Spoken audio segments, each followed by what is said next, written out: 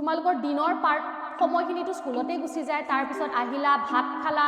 Tuition গলা তুমি যিয়ে নপঢ়া কিয় তুমি জোৰ পৰাই নপঢ়া কিয় তুমি স্কুলৰ পৰা পঢ়া টিউশন লোৱা বা আমাৰ পৰা পঢ়া যিয়ে নকৰা কিয় ৰাতিপুৱা 5টাৰ পৰা 6টালৈ পঢ়িলা নহয় 1 ঘণ্টাও এনাফ হল 1 ঘণ্টা পুৰা মন দি পঢ়িবা মানে খুব টান বুলি কোৱা কথাবিলাকো অসম্ভৱ যেন লগা কথাবিলাকো তোমালোকৰ একেবাৰে সম্ভৱ হৈ যাব আৰু বহুত ইজিলি হৈ যাব নমস্কাৰ নমস্কাৰ নমস্কাৰ সকলোকে কি খবৰ তোমালোকৰ বহু দিনৰ মূৰত তোমালোকক লগ পালো হয় ডাঙৰ হলা তোমালোক ক্লাস 8ৰ পৰা ক্লাস 9 পালাগৈ খুব বেছি টেনশন হৈছে সাগে যে কেনেকৈ পঢ়িম কি পঢ়িম বহুতে বহুখিনি কথা কৈছে যে ক্লাস 9 পোৱাৰ লগালগ কিবা বেলেগ হৈ যাব বহুত বেছি প্ৰেছাৰ আহি যাব সাংঘাতিক ধৰণে পঢ়িব লাগিব 12-13 ঘণ্টা পঢ়িব লাগিব হয়নে নহয় কিন্তু তেনেকুৱা একোৱে নহয় তুমি মই এটা কথা কও আজিৰ সেশনটো হেইটোৰ বাবে যে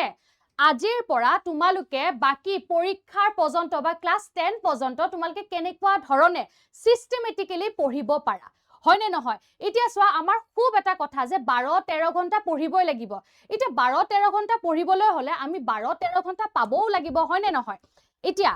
আৰু এটা কথা যে টপাৰ্স হ'ব লাগিব আৰু টপাৰ্স মানে সাংঘাতিক কিছুমান বেলেগ যে এই কেজন মানুহে টপাৰ্স হ'ব লাগিব পাৰিব বা এই কেটা কোৱালিটি থাকিলেহে তুমি টপাৰ্স হ'ব পাৰা এতিয়া আজিৰ সেশনত হে টপাৰ্সৰ স্ট্ৰেটেজি বিলাক মই লৈ আহিছো হয় এতিয়া চাবা যে তুমি আজিৰ পৰা পঢ়া আৰম্ভ কৰিব লাগিব এতিয়া প্ৰথম কিছুমান অভ্যাস গঢ়ি তুলিব লাগিব আৰু প্ৰতিটো কথাৰ আগতে মই এটা কথা কও যে ইমান আছে আৰাম আৰম্ভ হৈছেহে মাত্ৰ পৰীক্ষা হ'বলৈ আৰু এমাহ মান বাকি আছে পিছত পঢ়িম হেইটো কথা থাকিলে নহব তুমি যদি আৰামত পঢ়িব বিচাৰিছা তেতিয়া হলে তুমি আজিয়ে পঢ়া আৰম্ভ কৰিব লাগিব এইটো কথা আৰু যদি তুমি বহুত টেনশন লব বিচাৰিছে লাষ্টত এইবোৰ বেমাৰবোৰ আহি যায় নহয় যে পাহৰি যাও মনত নাথাকে হেইবোৰৰ লগত থাকিব বিচাৰিছে যেতিয়া তোমাৰ পৰীক্ষাৰ আগত পঢ়িলেহে তোমাৰ হেইবোৰ প্ৰবলেম হ'ব এতিয়া মই কও শুনা যে তোমালোকে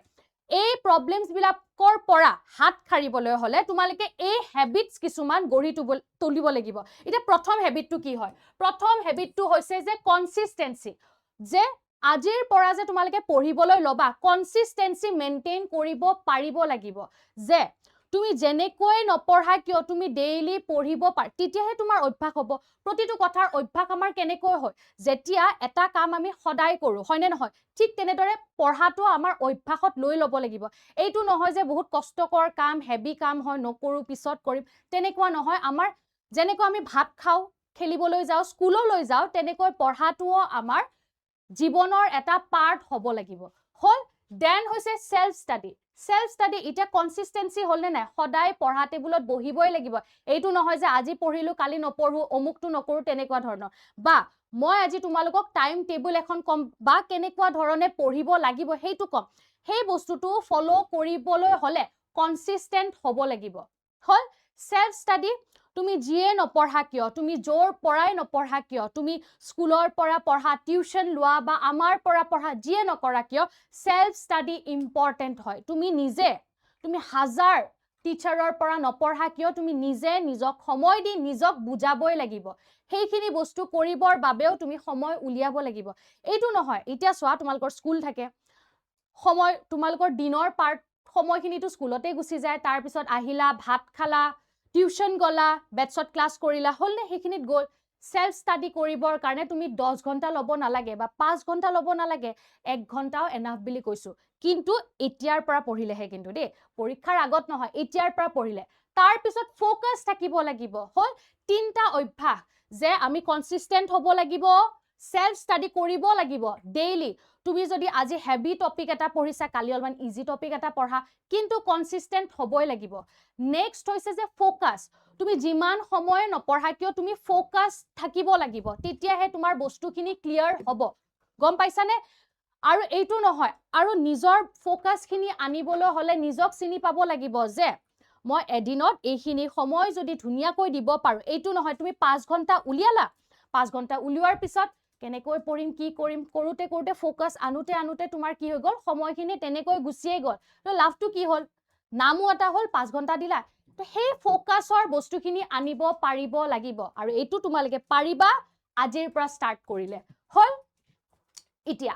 পঢ়িবা কেনেকৈ আজিৰ পৰা কৈছো যে কিছুমান এনেকুৱা থাকে যি মৰ্নিং পাৰ্সন হয়, কিছুমান এনেকুৱা থাকে নাইট পাৰ্সন হয়। প্ৰথমতে এই কেইদিন সময় প্ৰথমতে তোমালোকে কি পাৰ্সন হয়, মৰ্নিংত পঢ়ি ভাল পোৱা নে নাইটত পঢ়ি ভাল পোৱা? ভাল পোৱা মানে কি, কোনখিনি সময়ত তোমাৰ মগজুৱে সক্ৰিয়ভাৱে কাম কৰে, যে মৰ্নিংত পঢ়িলে পুৰা মনত থাকে, ৰাতি কনসেন্ট্ৰেট কৰিব নোৱাৰো, বহুত টোপনি লাগে, কোনো কথা নাই, ৰাতি সোনকালে শুই যাবা। যদি তোমালোকে মৰ্নিং পাৰ্সন হয়, চোৱা মৰ্নিং পাৰ্সন হলে এটা কথা কওঁ, ৰাতিপুৱা মই কওঁ তোমালোকৰ 9টাৰ পৰা স্কুল ষ্টাৰ্ট হয়, 8টাত স্কুল পাবগৈ লাগে, যিসকলে বাছত যায় 7টাত হয়তো বাছত উঠিব লাগে, হল। এতিয়া মই যদি মৰ্নিং পাৰ্সন হয়, ৰাতি সোনকালে শুব লাগিব, ৰাতিপুৱা তোমালোকে 5টাত উঠা কৰা, ৰাতিপুৱা 5টাত উঠা কৰা তোমালোকে, হল। ৰাতিপুৱা 5টাত কেনেকৈ উঠিব পাৰিবা, যদিহে তুমি ৰাতি 10টা মানত শুই যোৱা, তাৰ আগত তুমি 10টাত শুই যাব লাগিব, 10টাত শুই যাব লাগিব, তেতিয়াহে ৰাতিপুৱা 5টাত উঠিব পাৰিবা। আৰু ফাং ফুং নহয়, এনেও ৰাতিপুৱা ফাং ফুং কৰিব পৰা নাযায়, ৰাতিপুৱা 5টাৰ পৰা 6টালৈ পঢ়িলা নহয়, 1 ঘণ্টাও এনাফ, হল। 1 ঘণ্টা পুৰা মন দি পঢ়িবা। দেন ৰাতি টিউশন কৰিলা, অমুকটো ক্লাছ কৰিলা, তমুকটো ক্লাছ কৰিলা, সেইবোৰ গ'ল। তাৰ পিছত তোমালোকে 1 ঘণ্টা আৰু এটা উলিয়াই ল'বা এতিয়াৰ কাৰণে, কাৰণ এতিয়া যিহেতু স্কুল থাকে, সেই কাৰণে মই কৈছো 1 ঘণ্টা ওলাই দিনত 1 ঘণ্টা ক্লাছ কৰিলা নহয়, ৰাতিও 1 ঘণ্টা উলিয়াই ল'বা, তেনেকৈ বা 2 ঘণ্টাও উলিয়াই ল'ব। 10টাৰ ঠাইত বোলে 11টাত খোলা, তেতিয়াও কোনো কথা নাই, হল। 1 ঘণ্টা উলিয়াই লৈ সেই 2-3 ঘণ্টা তুমি পঢ়িবই লাগিব। আৰু এই 2-3 ঘণ্টা কিহৰ কাৰণে, সেলফ ষ্টাডিৰ কাৰণে। এনেকুৱা নহয় যে বেটছৰ পৰা ক্লাছ কৰিলো, টিউশন কৰিলো, সেইটো কাউন্ট নহয়, কিন্তু সেলফ ষ্টাডি কিমান ঘণ্টা কৰিলে সেইটোহে কাউন্ট হ'ব, হল। তুমি বোলে নাইট পাৰ্সন হয়, নাইট পাৰ্সন হোৱাৰ লগে লগে এতিয়া কি হৈ গ'ল, তেও ৰাতিপুৱা নুঠে, কেৱল শুৱাৰ কি স্কুলত যোৱাৰ বাবেহে তেও উঠিব। এতিয়া নাইট পাৰ্সন কি হ'ল, 12টালৈ পঢ়া বা 1টালৈ পঢ়া, ৰাতিপুৱাটো স্কুল থাকিলে তুমি 7টাত উঠিবই লাগিব, হল। 7টাত উঠিলা তুমি, তেনেকুৱা ধৰণে বস্তুখিনি মিলাই ল'বা। আৰু এটা কথা কওঁ,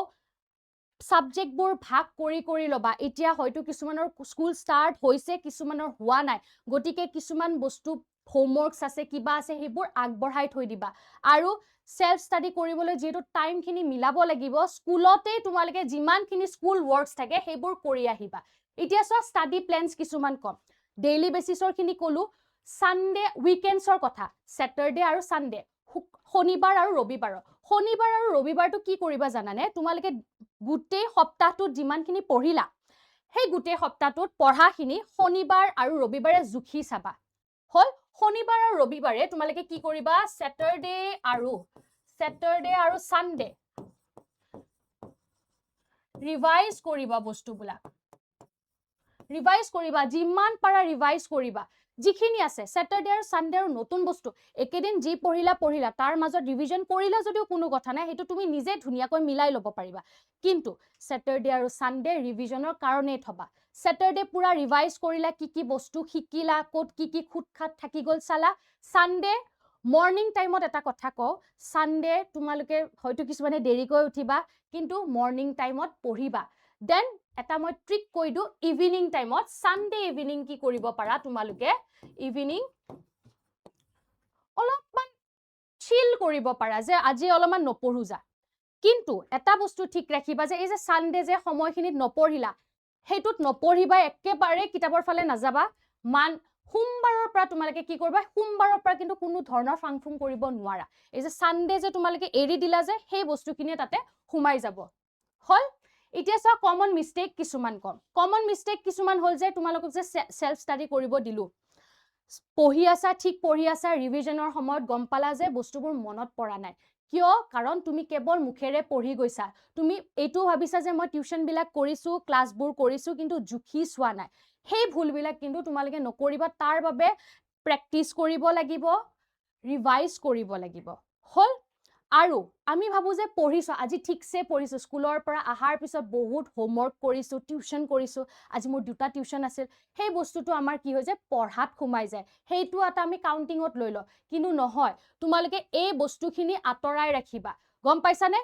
টিউশন কৰিছা বা বেটছত ক্লাছ কৰিছা, সেইখিনি কি হয়, সেইখিনি সময়ত তুমি শিকিহে আছিলা, গম পাইছানে নাই সেইখিনি সেলফ স্টাডি নহয় আকৌ এই বস্তুখিনি ঠিক কৰি ৰাখিব পাৰিব লাগিব তেতিয়াহে তোমালোকে এই যে টপাৰ্স বনা কাহিনীটো বহুত টান বুলি ভাবা সেইটো সহজতে সহজ হৈ যাব হল এইখিনিয়ে আছিলে মোৰ তোমালোকলৈ ক'বলগীয়া কথাখিনি বাকি তোমালোকক লগ পাম বেটছত তাৰ আগত যিখিনি কথা কলো এই গুটেইখিনি এই যে মই ৰুটিনখিনি কলো এই যে উইকেণ্ডছৰ কথা কলো এই যে প্ৰেক্টিছৰ কথা কলো সেইখিনি কথা কৰিবলৈ হলে তোমালোকে কনসিস্টেন্সি মেইনটেইন কৰিব পাৰিব লাগিব তেতিয়া চাবা যে মানে খুব টান বুলি কোৱা কথাবিলাকো অসম্ভৱ যেন লগা কথাবিলাকো তোমালোকৰ একেবাৰে সম্ভৱ হৈ যাব আৰু বহুত ইজিলি হৈ যাব ভয় খাই আছিলা নহয় খুব ইজিলিয়ে হৈ যাব প্ৰথম দুদিনমান অলপমান দিগদাৰ হ'ব পাৰে কিন্তু চাবা প্ৰথম দুদিনতে তোমালোকে ৰিয়েলাইজ কৰিবা যে ওকে ইমান ইজি আছিল মই কেৱল ভয় খাই আছিলো গতিকে সকলোলৈ শুভকামনা থাকিল ভালকৈ পঢ়িবা আৰু তোমালোকে পঢ়িব পাৰিব লাগিবই গতিকে কমেন্ট কৰিব পাৰা যে মই পাৰিম মই পঢ়িম গতিকে সকলোলৈ ধন্যবাদ লগ পাম